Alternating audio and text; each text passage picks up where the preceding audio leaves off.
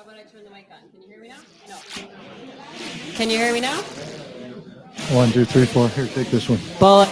Okay. There you go. Okay. Hey, welcome to Grounded with John Tester and Maritza Giorgio. Can everyone hear us? Okay, so here's the deal. We are recording this episode of Grounded live with our first in-person audience. This is scary. Yeah, don't screw it up. I'm going to try not to. This is very scary because I actually get very nervous speaking in front of real people. You guys are pros at this. Weren't You never spoke in front of real people as a Not a journalist? lot. Not a lot. No, I always had a teleprompter. But we are recording this episode. We have our online audience here on the computer. We have our in-person audience here at Brothers Tapworks, which is, oh, we lost our mic. 1, 2, 3. Here. Oh, are we there? Can we hear us now? Yes. Brothers Tapworks. That's Steve Bullock's bar. This is former Montana Governor Steve Bullock. Former U.S. Senator Jon Tester. I'm Maritza Giorgio, and I was a longtime journalist here in the state. And John and I both lost our jobs about the same week last year. Yeah, we did. Yeah. Yep. And I lost my job long before, so Yeah, that's okay. Your microphone is way louder. Is that because you own this place? that's because I am loud. Oh, I don't know what. We're gonna get this figured out. This is part of being in a live room. Do we have feedback here? This is other John J-O-N. We're good? Okay. Okay, so here's the deal. We've never had a live in-person audience before. We're gonna go over some headlines like we do at the start of every one of our shows. We're gonna let I've got a question before we get started. yeah. How many people in here subscribe to Grounded? Oh. All right. Hey, that's good. Thank you very much. Thank you. That's great. Thank you. It's good. That's good. Yeah, we It's had good. some hands. It's good. Mine needs to be louder. How? Well, then turn up B up there. Oh yeah. Turn up B. We're going to thank our online audience for your patience and our in-person audience. Okay, is that better? Oh, there Much we go. better. So we're going to go over some headlines like we do in the beginning, but we're going to let Governor Bullock join in on that and provide his commentary. Then we are going to continue the conversation with Jeff Mangan. We've had a lot of people ask us about Citizens United, campaign finance, and there's been a lot of attention in the last week, especially nationally, on what's happening right here in Montana. We've had people from across the country ask us to weigh in on this and tell people about it and what's happening and what they can do. So we are going to have that conversation, and we will take some comments at the end from our in-person audience, and we will also be live on our Substack and YouTube channels where we have hopefully questions coming in. We already have a comment. Tester and Bullock, a better time in Montana, they say. So You got it. that's good. And so you know, for those of you that don't know, and most of the folks in this room probably do know, Jeff Mangan is the brains behind the initiative to keep corporate money out of our elections here in Montana. So we'll be hearing from him. Can I also add, so this is the first time we've ever done a live podcast, and Yeah. David Axelrod and Michael Murphy have what's called Hacks on Tap. And they've always said they want to come to Montana, but in case you can see mine, Axe and Murphy, Jon Tester and Maritza are much better than you ever would be. Yeah. And we're doing it. Hey, We are thank doing it in a bar too. I'm gonna Okay, so tilt it's this good. up so we can get our. Okay, there we go. Got some headroom there. So let's start with some headlines. Everyone sound good? This story is everywhere. I'm sure you've all heard about it if you're watching the news. Last week, a Washington Post report came out. It's putting a lot of focus on Defense Secretary Pete Hegseth. And the U.S. launched a missile on a boat believed to be carrying drugs. Okay. And as the smoke cleared, this report says that commanders spotted 2 survivors clinging to the side of a boat. And that's when the Washington Post reports that the commanders ordered a second strike to kill everybody, which was allegedly what Pete Hegseth had ordered. Today, the White House basically confirmed that the U.S. ordered the second strike. Now, we are not in an official war with drug traffickers. Even if we were, legal and military scholars say this would be considered a war crime. And then I should note that Hegseth doesn't really appear to be worried about this because he put up a political cartoon. You'll see it on the TVs here in the room in a minute this weekend, kind of making fun of the whole thing. But it does seem like the Trump administration is trying to put some distance here between the White House and Hegseth. And even Rand Paul had some comments basically saying this is not permitted. So what are your thoughts? Maritza, back up a little bit. The White House is trying to put space between themselves and Hegseth when the White House says, yeah, we did this? Well, at first they were this weekend. The president said, I don't know anything about this," is what the president said last I don't night. know anything about this, and I wouldn't have made that call. And then today, the White House confirmed, yes, that was our order. You go first, Governor, and then I'll chime in if you leave any scraps for me. So here's where the cup is half full from my perspective. Like, it's more than Rand Paul, right? It's Roger Wicker, who you served with. It's the same on the House side. What's his name? Mike Rogers. So both Armed Service Committee Republicans. This is probably the first break other than the Epstein where Republicans said, this administration isn't doing something right. And think about that. We're almost a year in. So there's, I guess, our one ray of sunshine is that maybe a few of the Republican electeds will start getting a spine when things aren't quite right. And then the other piece is, like, as you noted, Maritza, that I think you said we haven't declared war, right? And it hasn't been approved by Congress. And I've heard some say, well, it's either a war crime or it's murder. So hopefully this is something that, look, irrespective of partisanship, folks say we're better than this as a people and a country. And hopefully now you'll have some Republican members actually do some of the oversight that they should have been doing all year long. Yep, and they call for an inquiry, which is a giant first step, but it isn't really the step they should be taking. They should have hearings on this. They should have hearings, and they should bring Hegseth in front of the Armed Services Committee in the House and the Senate, chaired by the two individuals you just talked about, Governor, and let the people ask questions about why this was done. I can tell you that from my perspective, what has set this country apart from every other country in the world my entire lifetime and for generations before is that we have a respect for life here in this country. In third world nations, they don't have that respect for life. And when you see this kind of crap going on, it goes totally against what we are as a nation. And it doesn't make any sense. We won't get into the point about why are they using these methods and instead of trying to catch these folks and getting information out of them and then using that information to try to stop the flow. No, they're just hitting them with bombs, probably pretty damn expensive bombs, quite frankly. And then when there's one or two clinging to the ship, we're going to kill those bastards too. And it's unbelievable that the White House is behind this. It doesn't make any sense. I shouldn't say that. It's totally believable the White House is behind this because we've seen a lot of the stuff that they've been doing that you shake your head at, and then you go, oh my God, that's right. Yeah, he is president. And this weekend, when asked about this Washington Post reporting on the Sunday shows, a lot of the Republicans said, well, those are anonymous sources and there's no proof. But unless I'm wrong, I haven't seen any proof of drugs on the boats. Well, I haven't heard about that, but I also heard those same representatives say, well, if this turns out to be true, it's a war crime. Right. Well, so the White House has admitted to it. Get them in, have hearings, hold people accountable. That's what Congress needs to do. That's what Article 1 of the Constitution says to do. As the governor's already pointed out, Governor Bullock, this is the first time, well, there's been a couple times, but this is really the first time where they've actually gone against what the president's done and said, this doesn't quite pass the smell test. So we'll see. Okay, so here's the next big question.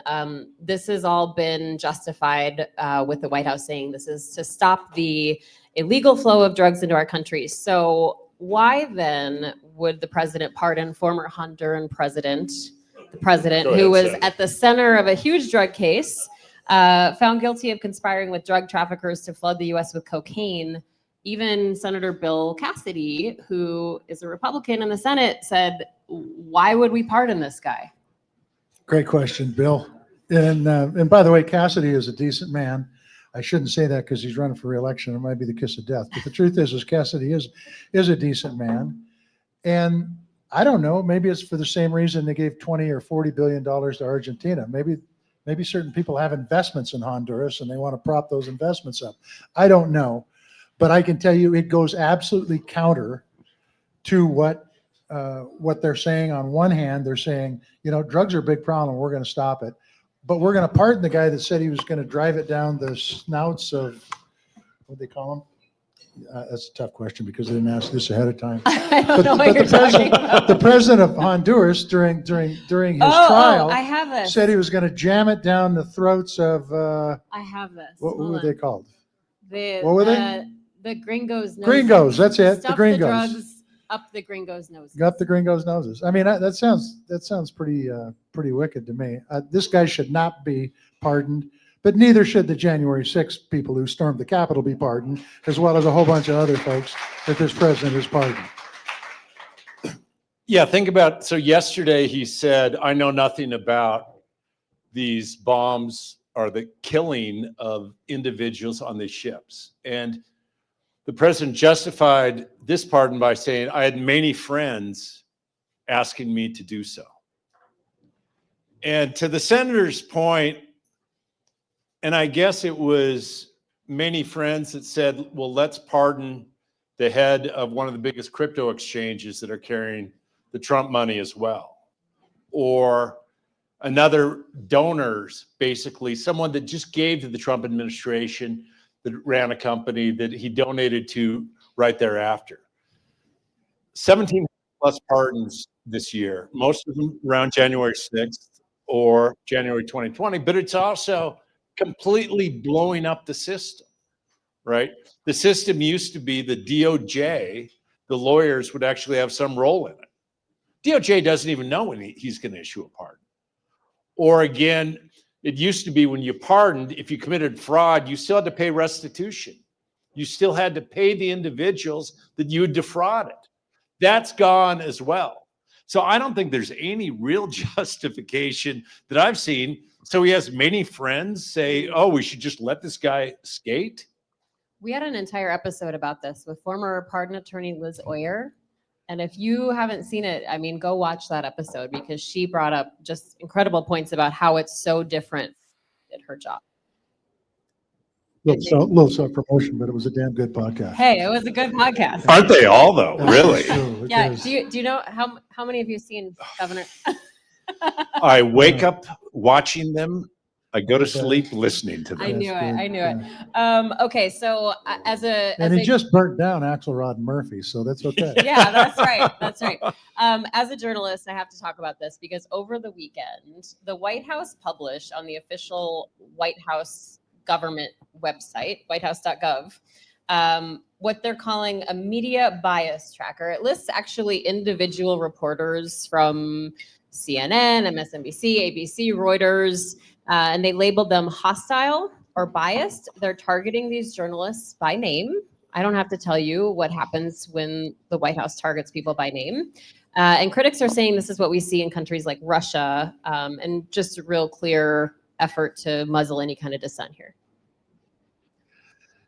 Okay, where to start? I'm going to start with a Montana story, all right? Can I do that? Please. So in the crowd today is Mike Dennison. Mike Dennison, it's good to have you here. Mike Dennison is one of the best political reporters the state of Montana has ever had. And this might surprise you, but I don't think it surprises Mike Dennison. There were many nights I went to bed and I was cussing Mike Dennison for the story that he wrote. Why? Because I didn't want that story wrote as a public official. Dennison's job was to hold the public officials accountable. I was a public official. I didn't want that story written. This is part of our democracy, folks. And we have seen what's happened to press, local press. It's been totally pretty much annihilated long before this president got in. And he's adding to it. And when you have the national press that's afraid to ask questions because they're going to be called out by name, somebody needs to stand up and say, this is a bridge too far.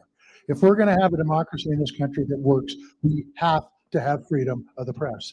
And depending on who the story is written on, I guarantee you, every story will have somebody that says, that was totally unfair. That reporter should have never written that story. And in those cases, by the way, Those are probably pretty damn good stories. And so the president, once again, is on the wrong track as far as preservation of democracy in this country. Senator Tester and I don't agree on everything, but we both agree that we didn't always like Mike Dennison. And look, I almost, love Mike Dennison. I yeah, will say that. of He's my course, because competitor. you're part of the He's club. my competitor, though. You're part of the club. Yeah, well, look, like, absolutely, John. There were times where I'm like, I cannot believe that they're going to write this story. But that's part of the accountability and what every elected official should actually face. And the notion that, look, where are we right now? Again, not even a year in, managing the press pool, saying it used to be actually the journalists that would make the decision of who was going to be part of the press pool and travel with the president. Saying certain journalists can't come in. The FCC saying ABC and CBS, we might revoke your license because we disagree with this. The lawsuits against 60 Minutes for defamation. Defamation against a public official is damn near an impossible standard to meet. So this is one where, look, not everybody always loves journalists. You can disagree with them. But when we lose that sunshine and transparency, if a journalist is saying, I can't report this because I might upset the elected, we as a country are in a lot of trouble. And that's happening. That's happening in newsrooms across the country right now. I have a lot of friends in both national newsrooms and local newsrooms where that is a conversation happening weekly. Yeah, it's not good. And it's something, though, to bring also closer to home, because the senator mentioned it as well. I think what we have one local printed newspaper in the entire state right now. And look, we need to make sure to support the journalism that exists, certainly. But it's also concerning because at the end of the day, the local printed newspaper wasn't necessarily for all of you that would come out for something like this. It's for the person that wanted to read the sports page and then learned a little bit about what was going on at the school board meeting or government and got frustrated. So we need to continue to support journalists and journalism, not only nationally, but here at home in Montana as well. And that's why you should subscribe to the podcast Grounded. Thank you. Yeah, absolutely. Pretty good, huh? He's making up for lost Look at time that. tonight. We have a comment on our Substack that says, even in Massachusetts, we don't have many newspapers. It's true. It's happening across the Across the country. Okay, so there's a renewed debate around our withdrawal from Afghanistan. Really awful story. Oh, Sorry. Ooh, Mic okay. drop. Mic drop. Really awful story. 2 National Guard soldiers were shot in Washington, D.C. last week. One of them died from their injuries, Sarah Beckstrom. The alleged gunman is a refugee from Afghanistan who worked in an elite counterterrorism unit, actually helping the United States fight the Taliban on the ground. There's a lot we still don't know here. There's a lot moving through the court systems. But here's the conversation that took place on the Sunday shows. DHS Secretary Kristi Noem blamed Joe Biden and said that this person was not properly vetted under the Biden administration, even though he was granted asylum this year by the Trump administration. This also comes after the president signed something that voided anything that President Biden signed with an auto pen. So what are your, I'll add to that over the weekend, DC Metro Police were escorting National Guard troops around DC, and they just ordered 500 more Guard troops into DC. So we'll start with the fact that if Biden did such a horrible job and the auto pen stuff was illegal and this person wasn't vetted correctly, why did the Trump administration give him the ability to stay in this country? Because that's what happened. I mean, talk about playing people for fools. On one hand, they're saying Biden is horrible. He did all this stuff and he did it wrong. And if that's true, why would you accept any of the work that they did? Why wouldn't you go back and do it over again with your own people that you think are competent? And that's number one, okay? That's number one. But actually, even before that, Maritza, this happened the day before Thanksgiving. Is that correct? Mm-hmm. I believe that's correct. Can you imagine what this family's going through right now? Right. With that guardsman, both that got shot, the woman that passed away, I don't know if the other person has or not, should have been having Thanksgiving with their family. And what should have happened is they should have reinstated the cuts that Doge took out of the government to train police officers on how to do their job, because quite frankly, they're the ones that should be responsible for this. And they've taken that money away from both urban and rural America because of DEI or some other goofy damn issue. And they've replaced them with our military, as China and Russia are going crazy in this world. And this president's not paying much attention to them. I can tell you that for a fact. But instead, we're focused on domestic problems and in putting our guardsmen on the street to do the jobs of police. It's just wrong on so many fronts. And I agree with the senator. First of all, recognize the tragedy, right? That I was commander in chief of the Montana National Guard. Mhm. We asked so much of our soldiers and airmen, and there are 2 West Virginia families that will be forever changed as a result of this. But then it's also the notion that we're putting our National Guard, like those folks aren't trained for law enforcement. correct. And Right. most of them actually aren't doing law enforcement. They're doing beautification of communities. They're having that presence. You've been to DC in the past few months, right? Yeah, I mean, the three of us Felt all, safer than ever, Maritza. the three of us have all been to DC the last few months, and I never saw them doing anything more than Yeah. just standing on the corner, helping with beautification, like you said, talking to people walking on the street. And think about also like the other challenge, because you look at like this has happened in California, Oregon, Illinois, Tennessee, and courts time and time again have said this isn't what we use our National Guard for, right? It was, I think, a week before this tragedy, and a DC court said this shouldn't happen That's either. And when we ask so much of our National Guard members, which are citizen soldiers, like the last thing that they should be doing is policing their own in their communities. So I also agree, like, look, if we need law enforcement, let's have law enforcement. Put more cops And on let's the make street. sure to fund cops on the street. Yep. But let's not use our National Guard as basically just for pictures more than actually keeping communities safe. And that's what's happening here. And wouldn't you think it'd be a good idea if those people that have back the blue signs up actually do back the blue? Yeah. Yeah.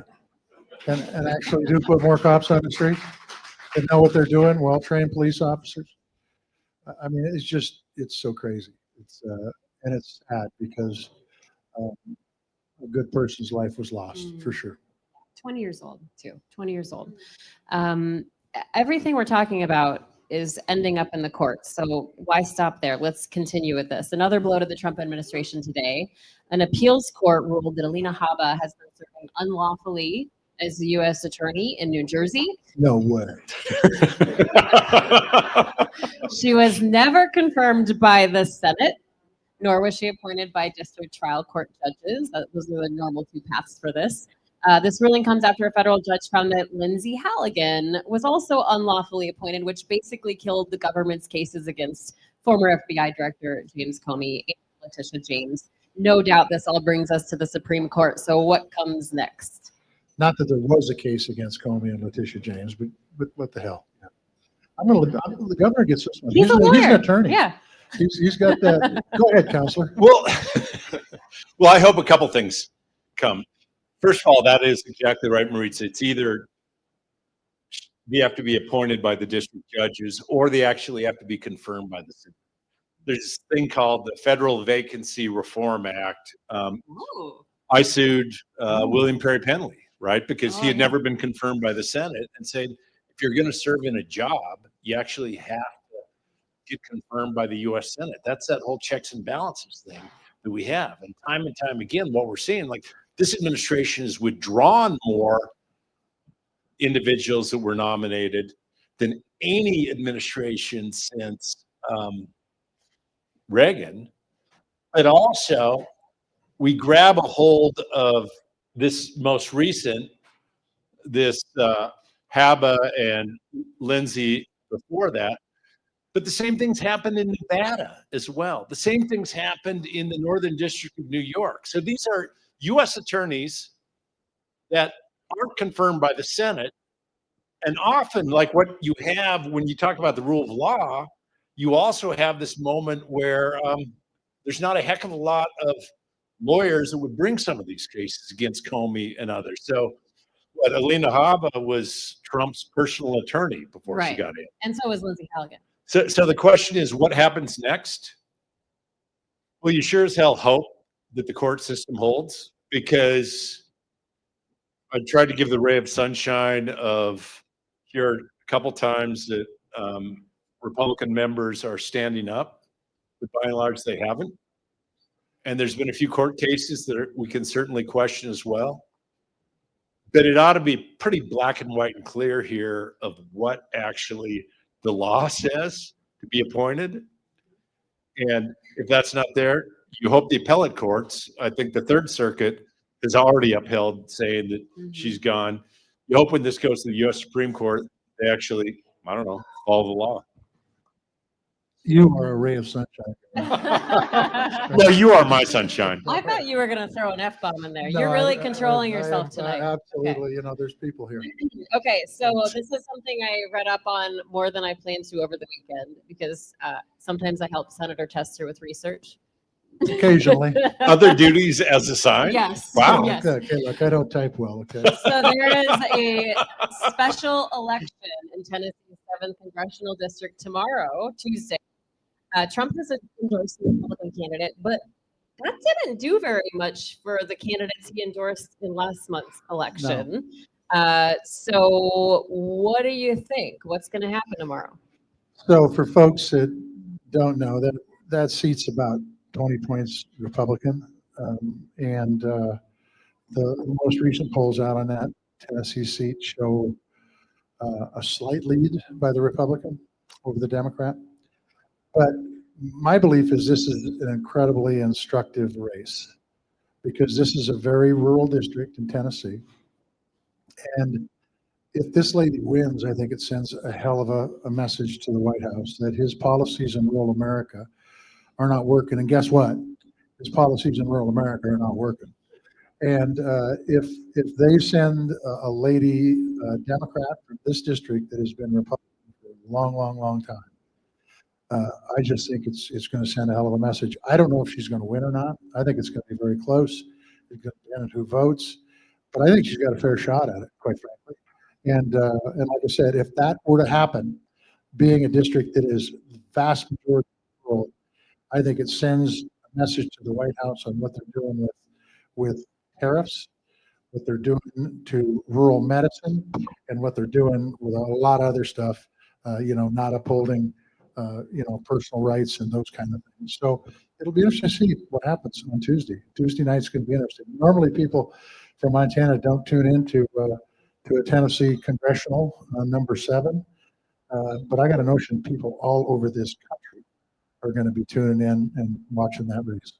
Yeah, it's a Trump 20 plus 22 district. Yeah. So look, even if she doesn't win, if it's that close, it ought to be a message for a whole lot of folks. And the White House ought to listen to it.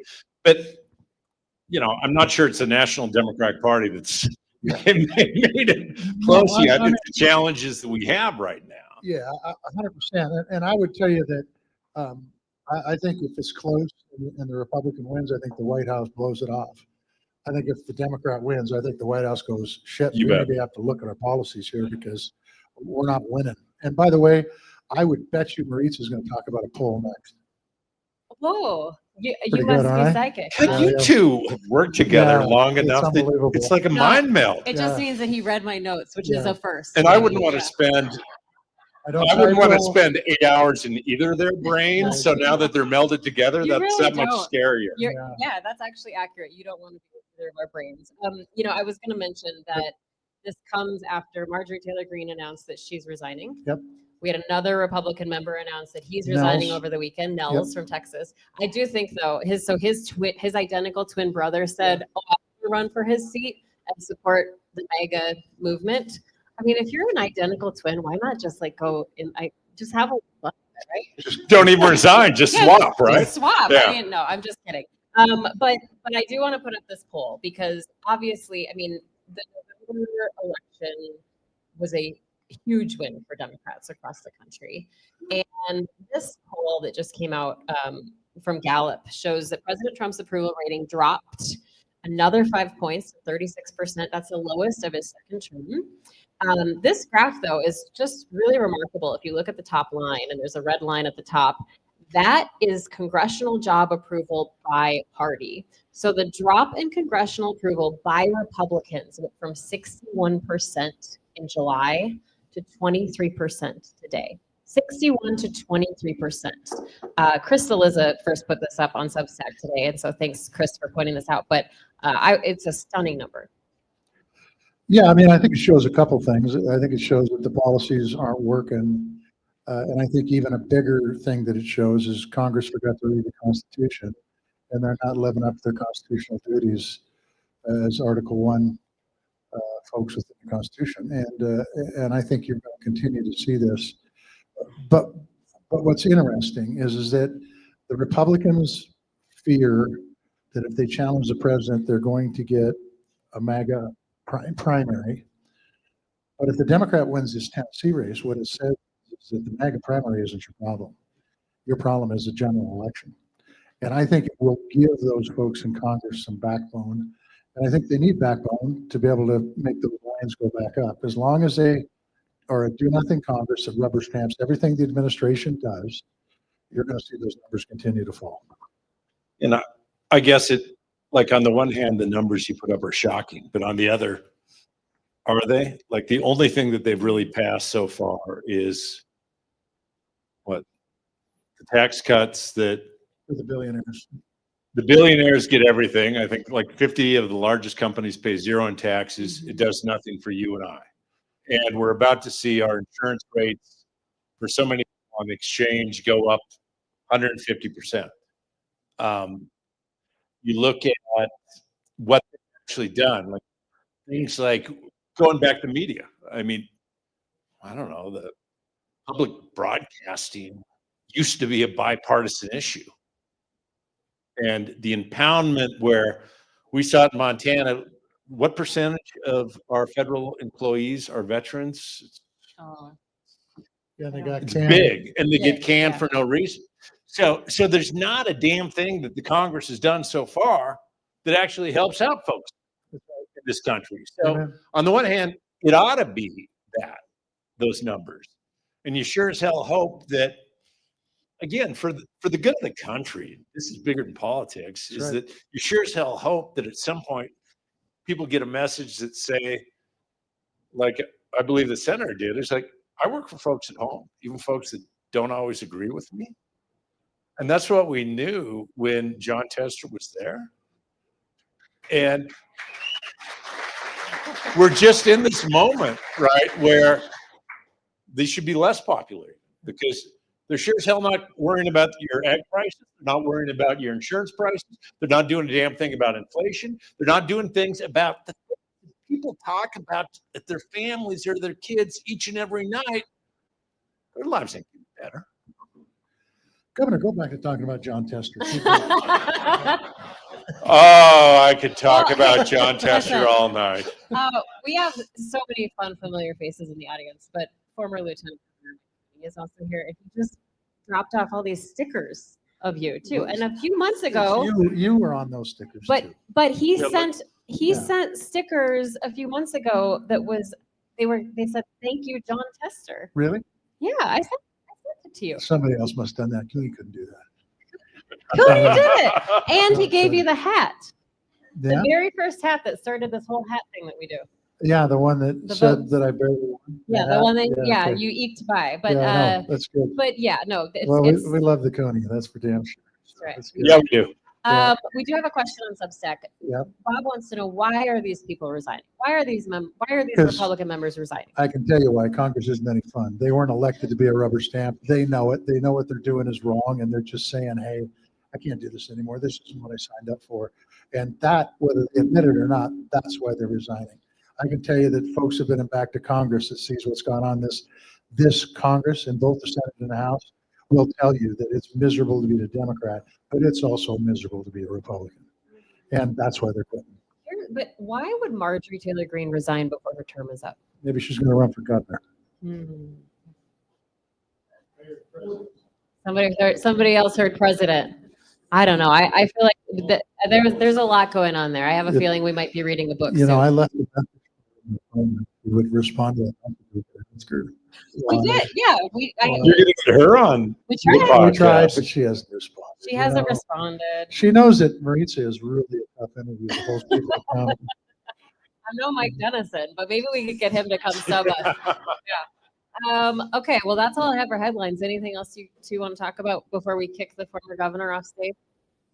We'll give him the. Oh, I didn't know I was leaving, but Yeah. okay. Well, Go ahead. you know No, what? no, it's No, good. It's no. good. I was kidding. As Here's the long deal, as we Governor, can- don't- we can help figure out how to get our community to Well, more people. Don't act like this is too far. But we'll get Jeff Mangan to talk about important stuff, and then we'll bring you back when we do questions from the audience. That Oh, sounds Does perfect. that sound Okay. good? All right. All right. Great. Thank Okay. you so much, Governor. All right. Thank you. There you go. Governor of the great state of Montana. Unfortunately, not anymore, but good. He turned it out. Next up, we've got a guy that I served in the state senate with, who was my seatmate. Incredibly. Oh, really? Yeah. I didn't know Yeah, that. yeah, no, he's got secrets on me like nobody else. And he Well, that's good. he did a great job as a state senator. He did a great job as commissioner of political practice for the state of Montana. And he's doing a great job on this initiative. And so, Jeff Mangan, we are more than happy to have you here. Thank you very much for taking time out of your busy day to be here. Now, do you want to ask the first question, or do I do get to ask it, Marisa? Well, do you have one in mind? Oh, I was just going to Jeff wants say, to I was say just going to say thank you. I Yeah, appreciate the invite. absolutely. Well, we figure we got to do something to help balance out the governor a little bit. Okay? let me start here, if you don't mind, unless you want to start with No, Citizens go United. ahead. It's okay. Ladies first. So when I think about Citizens United, the Supreme Court case that came down in 2010, basically saying that corporations have the same rights as people and allowed billions and billions and billions of dollars to flow into our elections pretty much overnight. I also think about the day I learned about the Supreme Court overturning Roe v. Wade with the Dobbs decision and how immediately everyone kind of said, well, wait, what now? What path is there now? I mean, this is the law of the land. This is the Supreme Court. It's such a consequential decision. How is there a path forward? But what we're seeing is states stepping up. And so I've seen a lot of national news about what you are doing right here in Montana as a blueprint for what can be done across the rest of the country as far as overturning the effects of Citizens United. So let's talk about that. And I'm wondering if you can explain it in a way that my 14-year-old would easily understand. Well, I'll try. And thank you. And I always love Mike. So, but he'd always ask me questions. I was just never able to give him an answer. So, at any rate, no, great. No, this has been quite the ride the last year. If for those of folks that don't know, I was Montana's Commissioner of Political Practices, 2017, appointed by Governor Bullock, confirmed 49-1 by a Republican-led Senate in Montana. So went through that process legitimately. And I'm glad you got that in. That's kind good. of following through. But as when I left, you can only serve one term for 6 years. And when I left in 2023, one of the things that always bothered me that we weren't able to address the effects of Citizens United, all of this money pouring into campaigns. And while Montana has strong campaign finance transparency disclosure laws because of the Disclose Act in 2015,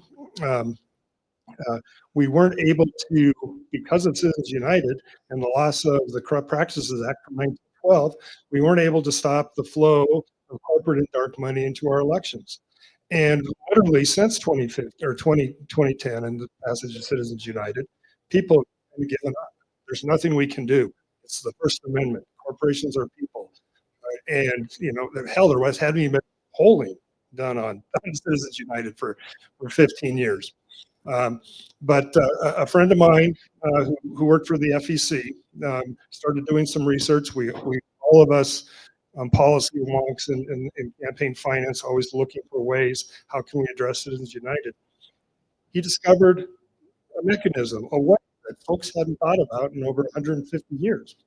And it was simply, right now, all corporations in Montana and across the United States are granted all general powers by the charter the states issue them.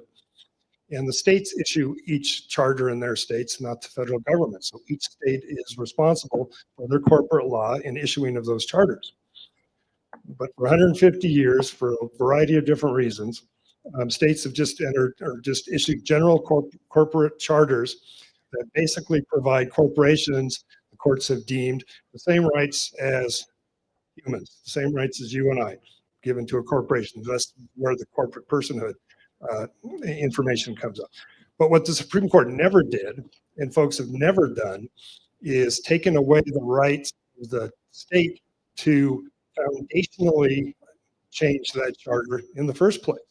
What we've been doing for the last 150 years, and what we did was the Disclose Act, what we did with the Corrupt Practices Act of 1912, and others, is we regulated a power the state had already given a corporation.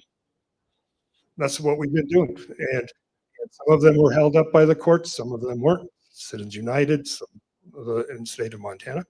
So we're going back to the foundation. We're going back saying, the states have the right to assign what powers a corporation has in the first place. And we're simply saying, states, corporations do not have the power to spend in politics. Simple as that. You don't have the power, the right doesn't attach to that power. So we're not overturning Citizens United. We're making Citizens United irrelevant.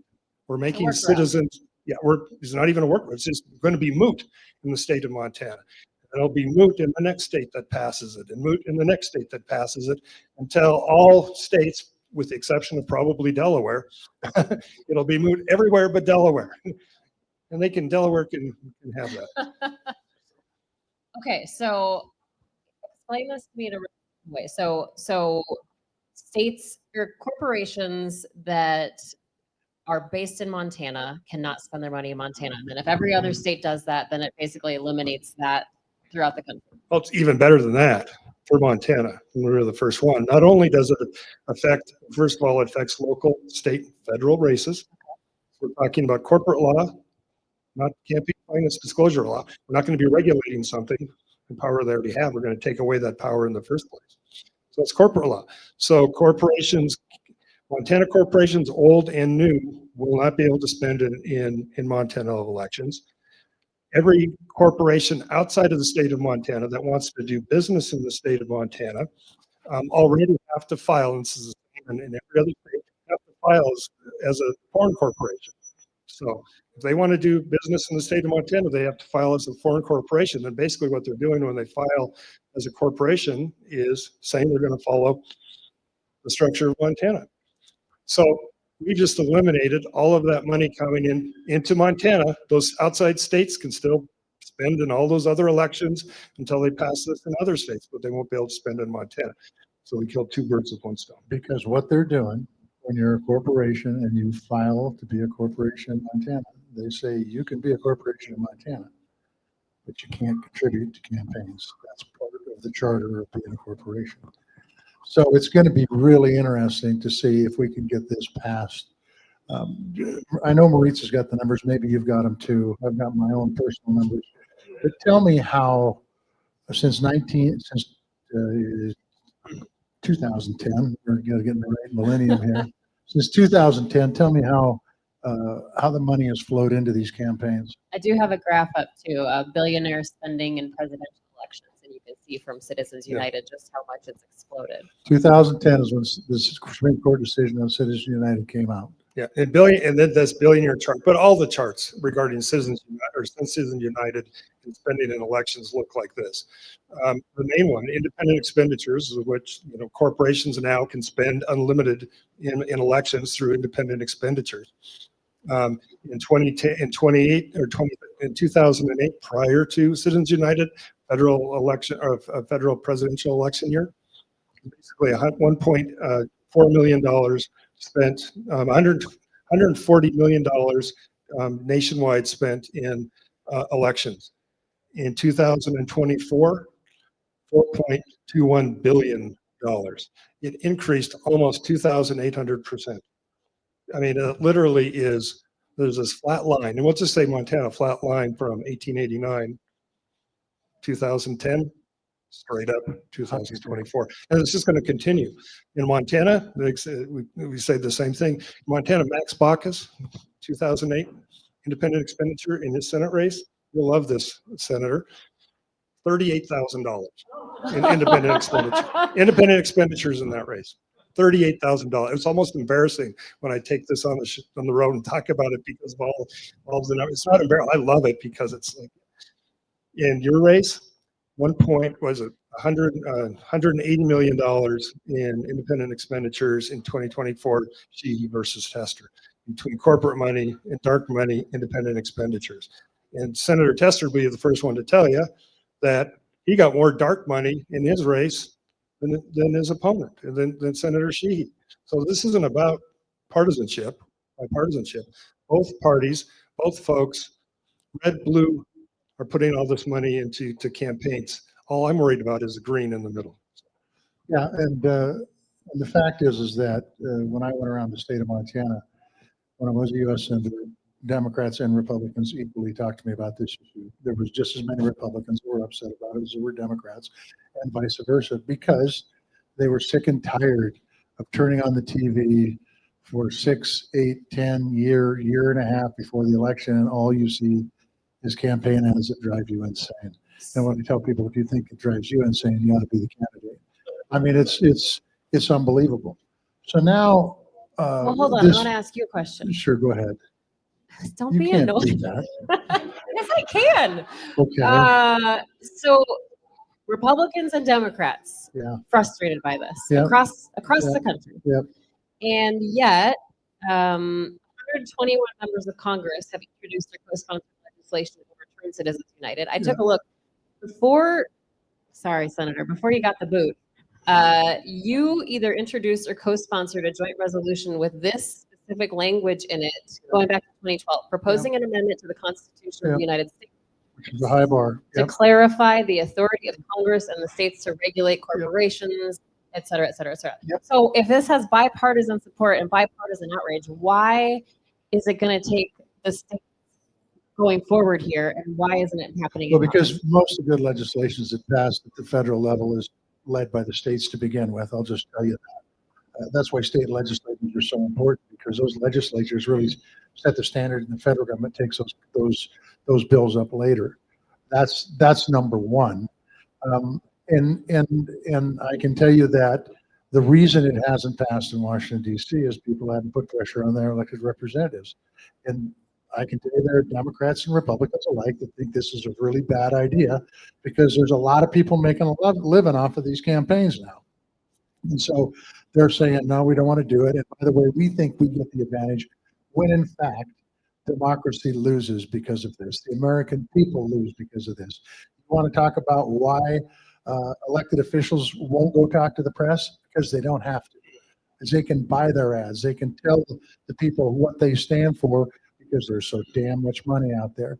Here's the thing that's ironic, and this is a question for you, Jeff. Who's challenging this right now? Who's challenging me and the Montana plan? Who's challenging this plan? Well, two groups went in with amicus to the Montana Supreme Court. That's where we're at now, waiting on our ballot language. Those two groups were the Montana Mining Association and the Montana Chamber of Commerce. Yeah, and I don't have to tell you about the mining law that was passed 150 years ago. We wouldn't want to update that now. So there's a good reason there. But the Chamber of Commerce, really? I'm going to tell you, when the campaigns would go on, in both 12 and 18, we would get calls into my Senate office saying, would you please take those ads down? We've got a furniture sale that we're trying to pass, and we can't buy time to advertise our furniture sale. This would help small businesses. Absolutely, unequivocally would help small businesses. Why the Chamber's dipping their toe into this one doesn't make any sense to me at all, unless, of course, the mining industry is funding a good portion of their job. Yeah, and I truly believe, I truly believe, just anecdotal, I truly believe local chambers of commerce feel like you just said. It's the state chamber of commerce lots of multinational corporations, national corporations in that mix. But let me just say, I'll just pick up on that. The next part about the Montana Plan, and that's what we called it, by the way. First in the nation to do this. And it basically because Montana rolled up its sleeves in the early 1900s, passed the Crop Practices Act in 1912. One of the reasons that Senator Tester, I imagine, besides the fact that he really wanted to do it, because in 2012, after Citizens United passed, Montana passed I-166 that basically said is the policy of the state of Montana that corporations are not people and don't have the same rights as people. And we passed that 75% in 2012, just a policy statement against what that policy statement said, and it's still on the books. The policy was that elected officials such as Senator Tester and others, it was their duty to find a solution to ending Citizens United. Basically what it says. It's just a policy, it's still on the books, but Montanans were pissed in 2012 and put it on. It's just kind of a field statement, but that's where Montana was. So when people ask today, why Montana? Why are you starting this Montana? It's easy for me. Just go back to 1912. Go back to 2012. Look at our Constitution from 1972. The reason I'm able to do this is because of everyone in this room. We all have the ability. We have these, our Constitution gave us the ability to take this to the people, either through constitutional initiative, which is what we're attempting to do, or through ballot initiative, which we may have to do, or through legislation. We have three different ways we can do it. But I'm sticking with the people of the state of Montana because I know what the people of the state of Montana wants. Because if I asked you, do you believe there's too much money in politics? You're going to say, not a one. Does anybody think there's not enough money in politics? We do have a comment about that too. I mean, how much money that we're putting into these campaigns could be spent fixing the problems that all of the politicians are talking about. Bingo. So I want to back up a little bit just to give our audience a little bit of a primer because you mentioned that you're before the Supreme Court right now. That is because Montana's Attorney General basically tried to void this effort by saying it was legally insufficient. Your group filed a lawsuit with the Supreme Court right now. What's next? What if the court sides with the AG? Depending on what the court says and what, we're still fully confident. We believe the Supreme Court is going to find our initiative legally sufficient and be able to move forward. If they don't, we will take a look to see what the Supreme Court did, and we're already writing another constitutional initiative and/or a ballot initiative that we can forward. So this isn't going away if they say there's more than one subject to vote on. So Good work. Are you? Thanks for doing this. I'm not done. I'm not quite done, but yes, good work.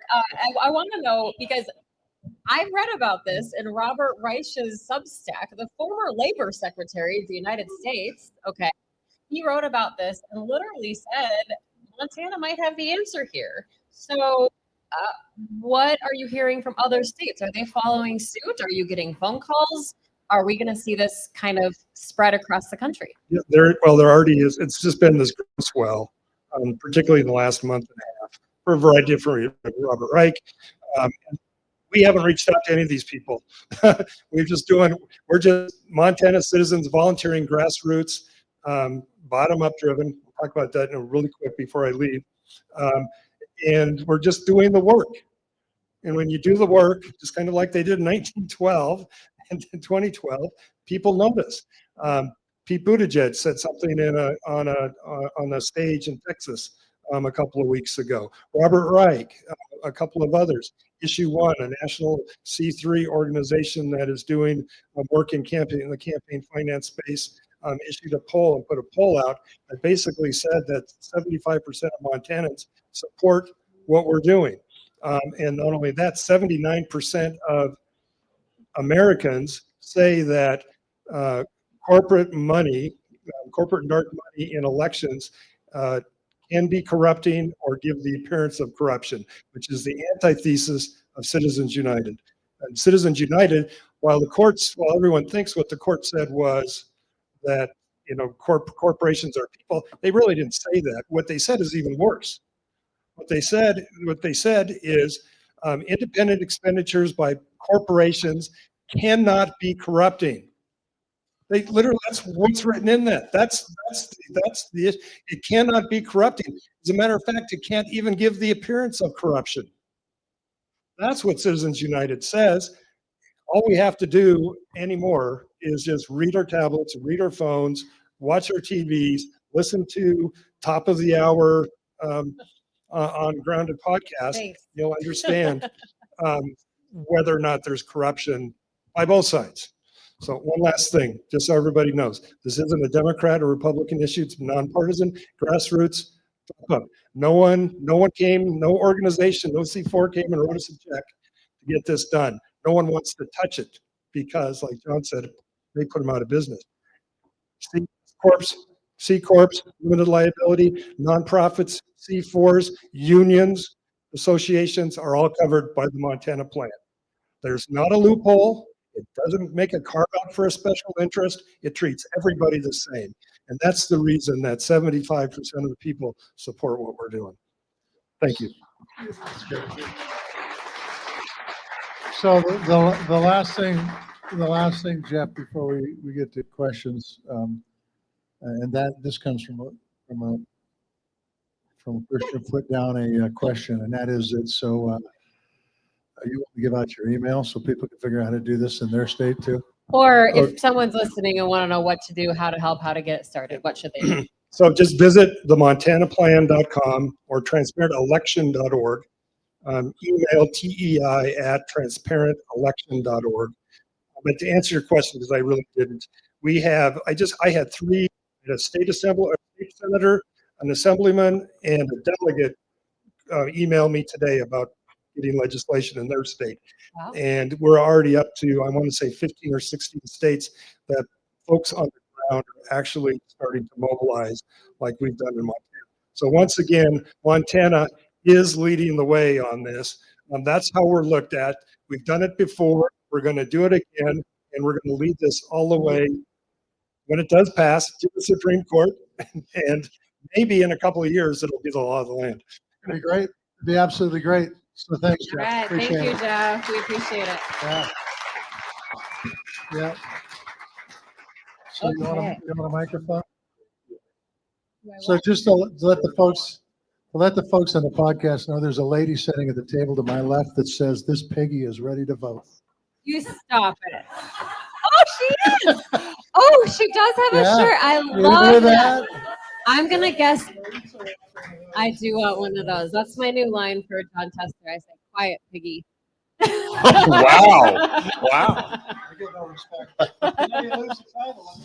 I know. Okay, do we have any questions? Do you have another microphone if somebody wants to, anybody? Maybe not. Maybe. Questions? Oh, No. Oh, yes. Anyone Yes. but Mike Yeah. Dennison? Come on, man. Mike Dennison. Really? We want real Come people. on. Mike Dennison He's is a real just a person. journalist. He's retired. Did you turn on the bottom? Oh, we have some feedback. We have some help. We do have a question or just a comment. Just over 600,000 votes in Montana, $108 million spent on the Senate race. It was more than that, wasn't it? Yeah, it was over $250 million. It was Oh. 280 That was a million. lot. Okay. And I'm not sure we have a Okay. final count on it even to this day. It was a lot of goddamn money. All right, Mike Dennison. I have a question for Jeff Mangan Oh. about the initiative. All right, Mangan, you're up, Come on, buddy. Megan. No fair for you. There he is. Okay. He's right there. He's in All the right. back. Jeff, of course, we talked your initiative addresses Citizens United. And not long after that, there was a decision, Speak Now or Speech Now, that basically in the aftermath of Citizens United ripped away all the limits on individuals like billionaires like Elon Musk giving to PACs. Not corporations, but individuals. I'm just wondering if your initiative passes, would that have any effect on that element of this unlimited money in Montana or in Montana. Well, no comment. No. No, well, I can't fix everything. No, it wouldn't. It would, but what it would allow is for disclosure for, rather than millionaires and billionaires and those folks trying to hide their money through C4s and remain anonymous, and only the C4 is disclosed. They would actually have to put their name where their money is. So, and we kind of, I mean, you can kind of look at the Michigan or the Wisconsin Supreme Court race just earlier this year. You know, Elon Musk, to his credit, said, "I'm the one who's spending all this money." And when people know how money's being spent, they make accordingly. I do think we need to have limits, but that's not what this does. This basically takes corporations out of the mix. So now corporations and individuals can spend in elections in Montana. After the Montana plan, just individuals. But if they do, it's going to be disclosed and transparent, like what Montana's Disclosed Act says. Mike, I'd add one thing on that. Look, this last cycle, $2 billion was spent in dark money, 1.9 billion, right? And if you go back to Citizens United, part of the premise of it all was like, look, with the advent of the internet and everything else, and this is directly out of the case, people will know who's trying to buy politicians. Like, dark money did not exist before then.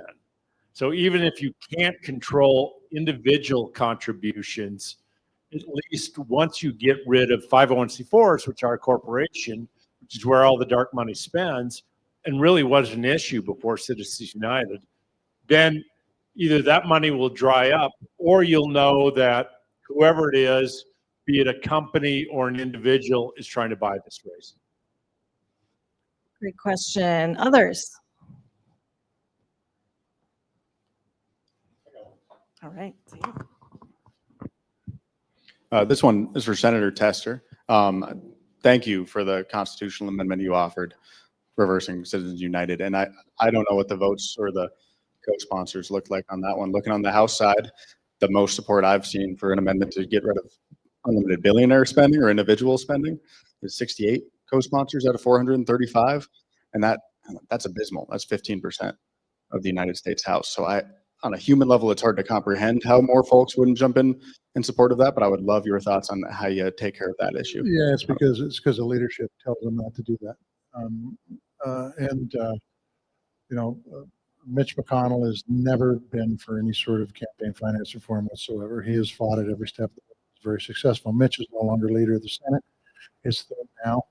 I can tell you off the record and out of the Journal, I had many conversations with Thune on Joe Manchin's boat, and he talked about how big money was ruining these elections. So I doubt deep he understands it. Whether he'll do it or not, I don't know. You know, the big money people really do dictate a lot. It's going to take the little guy, just like it did 120 years ago in Montana. It's going to take the little guy stand up and say, enough of this crap.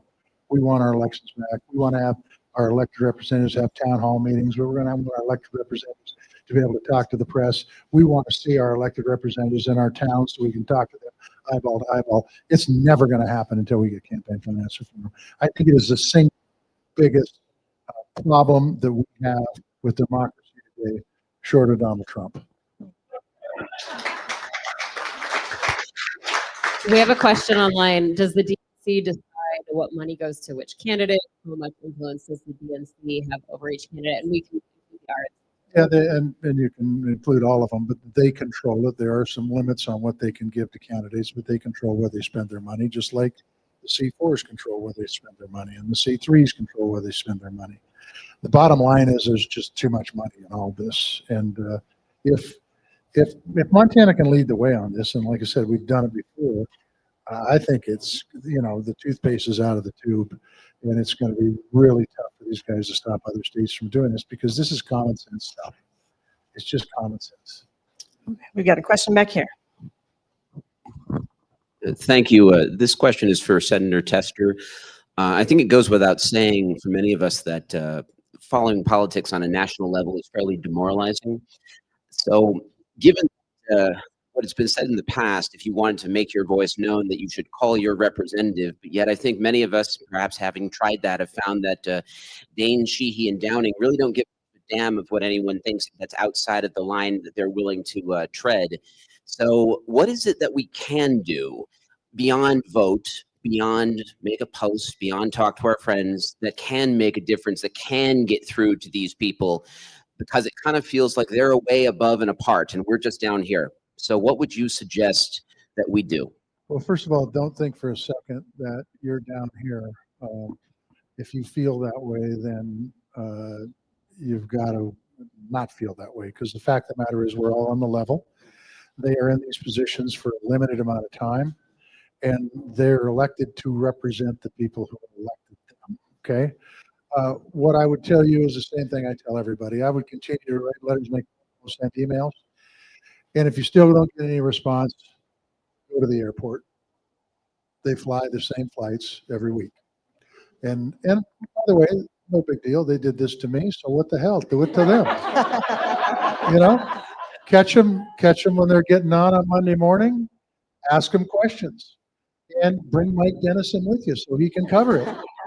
And the same thing when they get off the airplanes on Thursday evening at 10:30 at the Bozeman Airport.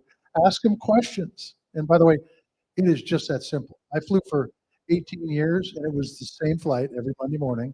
And it was the same flight with few exceptions Thursday night. Once in a while, they'd keep it a little longer, and you'd have to fly back on Friday morning. So unless you're using private jets, which are expensive, and they have to pay out of their own pocket, you know, catch them, ask them questions. They got to get the DC, and they got to get back. I'd only add that, look, it's a demoralizing time in as much as like actually speaking to your elected officials. Like there aren't town halls or there aren't times where you see them, but don't not get off. Don't still make those phone calls. Like, look, I'm sure, Senator, you got, as I did, that all here are the number of letters that you got on this issue. Here are the number of calls you got. So it feels like you're sort of the myth of Sisyphus rolling the rock up the hill, but continue to make those because it matters. That's Sisyphus, not syphilis, John. Mrs. Sisyphus. So I just want to tell you that we have gotten comment after comment after comment saying that Governor Bullock should run against John Tester should run against Steve Daines. How about it, ladies and gentlemen? Oh, I'm sorry. Did I interrupt? No. Bullock, you got it all wrong. No. I'm running for president. Yeah. Tried that. Yeah, we did try that. Yeah, actually, we get comments all the time that you should run and you should run. So Yeah, we could have a primary. wait, I think Tester. Did you just make headlines? And now, so somewhere tomorrow, someone's going to say John Tester announced he's running for president. No. Well, I don't know about that, but that was done for Bullock's benefit anyway. I don't know. People are saying yes. Yes, run for Senate again. How's the beer? They want to know. The beer is great, and just so you know, I live in a place where the air is a hell of a lot better than it is in Washington D.C. So we'll keep breathing the good air. Okay. Do we have any more questions from our live in-person audience? All right, we got one. Oh, I'm going to get him and then you. I thought Mike Cooney might step up with a question. No. Oh. You can always count on Mike Cooney for a Yeah. good question, right? Right, exactly. So obviously the elections next year are going to look in Montana are going to look very different than they did this past year. Probably, a couple $100 billion less. What do you see as the way forward, specifically for Democrats? But you just talked about the very, very low approval rating of Congress and Republicans, and we saw the effects of Trump's policies just earlier, or I guess just last month on election night. So what do you see as the way that Democrats can continue to go forward in this weird time of transition that will provide long-term effects instead of just winning because everyone is mad at Trump right now? And I think that's a real poor strategy. If you're going to run a campaign that says those guys are horrible and we're a little bit better, those campaigns don't work, and we've got 20 years of proof of that. Look, there are a lot of issues out there. But if I was running a statewide race in Montana, I would pick three, and these are the three I would pick. Tariffs are killing rural America. Family farms, the people who voted for Donald Trump are going to go out of business this winter. They're going to go out of business. Why? Because our markets are trash and the input costs have gone through the roof. I'm talking about fertilizer, herbicides, and the cost of equipment. So those are two things. And then the third thing is inflation, inflation, inflation. Come up with some plans on how you can make everything from food to housing to college education more affordable and push them out there. It's there for the taking. And I think if you're able to come out with a good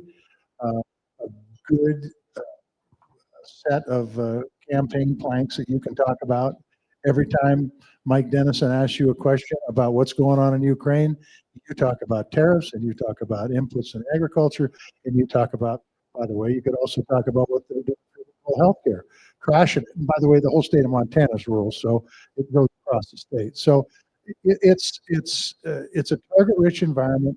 There's plenty of things you can do to make it so people will say, you know what, that guy just talked about all the things that I'm worried about. I'm going to vote for that gal, and we can do that. But as you pointed out, and this is a fact, if you walk up and say, this person is doing a horrible job, we're going to do better than them, that is not a plan for victory.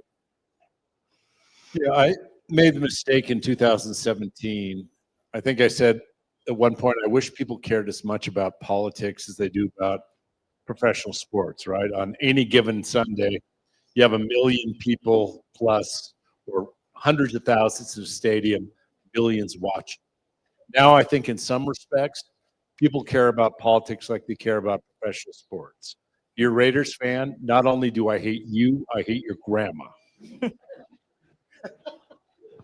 What the hell? But that's where we are harsh. right now. But what we need to do, and I agree with the senator, is bring it to what people talk about at their kitchen table, right? Like at the end of the day, most people's lives are too busy to give a damn about politics. They're worried about, is my kid going to get sick? What are my property tax payments? What's our public schools like? Make it about what is at home. And tariffs, as the senator says, healthcare, what it says, and who are you fighting for? And I'm willing to fight for you. Like that's what we need to break through, sort of that national din of red team, blue team. And there's a lot of reasons to be dispirited, but there's also right now a lot of reasons for optimism, right? That folks at the end of the day want to vote for somebody that's going to have their back. And there's a lot of reasons to say that the folks in there right now don't have your back.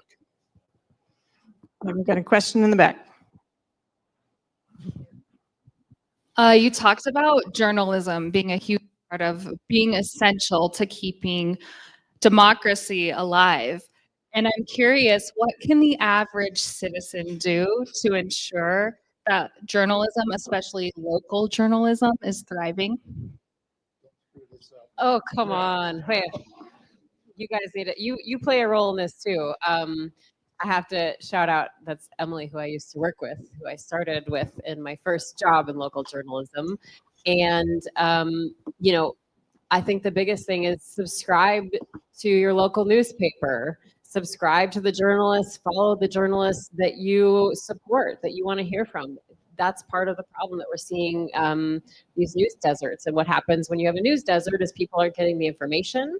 And you take rural Montana, for instance, and they don't have access to quality local news in many places. And that's across the country. And what happens is other entities fill the void. And a lot of times it is super far right radio news in a lot of cases. And we're seeing that across the country. I just think that also when you were talking about people calling like the furniture store saying, I want to get my ad on TV. I also heard from people during the election cycles, sorry, I'm not watching the news right now. I can't stand the ads. I can't stand the ads. I don't want to watch the news. Or the news is too depressing, or I have fatigue, or it doesn't affect me. So I think really just having conversations with people around you when they say, I can't pay attention to all that, explaining why it matters and why it's affecting them, why they should be paying attention is a really good practice. What am I missing? The only thing I would add to this is that if you're an elected official, there's something called earned media that doesn't cost you any money. And what earned media means, you talk to Marisa Georgia when she worked for a TV station, you talk to Mike Dennison when he worked for a newspaper, and those articles would come out and you would get attention. And this goes back to Mangan's effort, the Montana plan. Until we get this figured out, they don't have to have earned media, because they can put their own message out saying whatever they want, whether it's factual or not, about what they're doing. And we see it. And so I think they both go hand in hand. And I think one helps prop up journalism. And then maybe we'll get to a point where the journalists get back to the point where they're going to ask a question that really is a question that elected official doesn't want to answer. And right now, as I look at the national programs, because there's not really much local press left besides the online stuff, even the national reporters don't ask the tough questions anymore because they're afraid of getting called out by name or whatever it might be. And I think that's really, it's really dangerous, and it's not as much fun either, because I like to see people figure out how the hell they get out of a situation where they voted against their own constituency. And it's happening all the time, but nobody's covering. I'll add one more thing to that. The other day, Jim Acosta pointed this out, and I think it's a really great point. After, I joke about saying quiet piggy, but that really happened on Air Force One 2 weeks ago, where the president said that to a female journalist. And nobody said anything. Nobody stepped up and said, you can't do that. And I remember, I'm pretty sure it was when Jim Acosta was attacked during the first Trump term, and Peter Alexander from NBC News stood up. He had the next question. He said, I'm sorry, but Jim Acosta is a treasured colleague, smart reporter, and he's not whatever insult the president just threw at him. And I think that we've lost some of that. Here in Montana, during the COVID pandemic, I had never felt closer to the Montana Press Corps, because we were constantly on your press calls, Governor. Thank you for bringing us together. Beating the hell out of me. Yes. Beating up on Governor Bullock, but we had constant communication. And then when the administration changed and we weren't getting the same access, the same press briefings, or we weren't getting the questions answered expediently, or there was favoritism going on, we would all get on Zoom calls and say, what are we going to do about this collectively as a press corps? And I really think we need to get back to that. And we saw that a little bit during when the Pentagon basically said, sign this new agreement or you're going to lose your Pentagon press badge. We saw Fox News say, we're not signing that. We saw some of that banding together. But I think as news consumers, when you see capitulation or silence or reporting that's just not the kind of reporting you want to see, you should reach out to your local news outlet. You should reach out to your national news outlet and say, we want to see more of this. We want to see pushback. We want to see you stand up for each other, because without those journalists not only working together, but also having competitive, friendly competition, we're not going to get these stories. I mean, this Washington Post story about the Hegseth order is a huge story. And how much longer are we going to have that? Do we have time for one more? Sure. I think this is a question for Jeff. I'm curious if there was ever any conversation about self-funding of campaigns, and if candidates should ever be held to the same contribution limits as the rest of us, or maybe that's just a lost cause, or. Well, I understand exactly what you're saying. there's always been discussions. One of, like I said, we've been working for years. What options are there? Lots of good folks have ran self-funding up the flagpole. Others, I get because of folks spending in their own campaigns in Montana without having that finance limit like other candidates do from others. I get that question a lot. This initiative doesn't cover that, or we would be part of the extra more than one vote provision. But it's certainly something I wouldn't say anything's a lost cause. The reason that we're able to do this today is because we're actually working and we're going to make it not a lost cause. And so if that's something that you're interested in, if we're not successful or if we are successful, it's something you believe in or your friends believe in, just encourage it, support it, go out and do it. Because that's what really makes it change. I can't tackle that one, but you can, and I'd encourage it. Got a question here? Yeah, hi, I'm a vet. It's not so much a question as an observation. Montana has nearly 80,000 veterans, one of the highest population per capita in the country, with nearly 30,000 qualifying for disabilities at some level. The big bad bill cut a bunch of funding for veterans, and the funding and the existence and the continuation of facilities like Fort Harrison are up in the air, and it seems like he wants the pushes to privatize. And again, not a question so much as we need to be aware of what's afoot. And I think it would be a great tragedy to lose what we have. I think we're going in the wrong direction. You're 100% correct, and I will tell you that you're absolutely right. This is an effort to privatize. Here's the problem, though. Most vets like to get out of the VA. At least they did.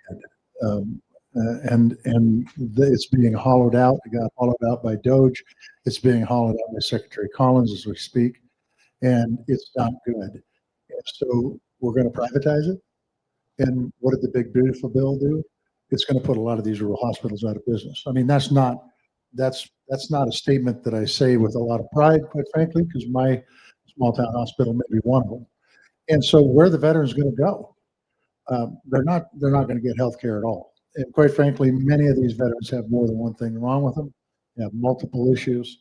And quite honestly, the VA is the best place to take care of a lot of those issues, especially if you need prosthetics, if you need mental health treatment, all those things. The VA is better prepared than any private hospital is for it. That's a blanket statement. It's a tough statement to make. But the truth is there's going to be no health care for them to get in the private sector after they privatize it.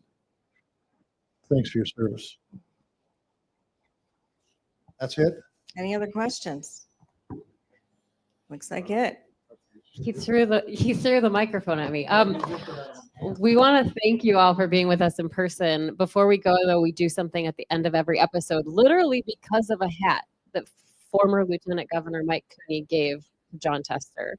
And early on, we started this podcast in February, mostly because I kind of said, hey, we're both out of a job. Should we start a podcast? And Jon Tester said, sure. Only if we make millions, but we're still waiting on that. But he wore a hat. What's the number? 3562. He had a hat one day. It said 3562, and kind of at the end, what is that? What is 3562? And it's the number of votes I won my first general election by. And Mike Cooney had that made for him. And so it started this thing because Jon Tester said, I have bags and bags of hundreds of hats that people give him. Yeah, I do. Okay. And you wear Olympia Well, Light. he wears a different hat every episode so we can ask about the hat. So tell us about your hat, Senator. What year is it from? Probably about 1972. Yeah. And it's, I think it's hang on here. Yeah, it's an Ole hat. And the reason I wore it is because I knew Bullock didn't have any Olympia beer on the board in his bar. We do have Rainier, though. Okay. So that's why I wore it. Okay, so we want to thank everybody for joining us want to thank our guests, former Montana Governor Steve Bullock, Jeff Mangan, leading this initiative, the Montana Plan. Go check it out. And we want to thank Pearl Jam, who lets us use their music, which I still can't believe every time I say that. Thanks to Jeff, another Montana guy, Jeff Raymond. And thank all of you for being with us both in person and online. You can find us on Substack, Blue Sky, Instagram, YouTube, and is that all I have? See you next time. Allie, All right.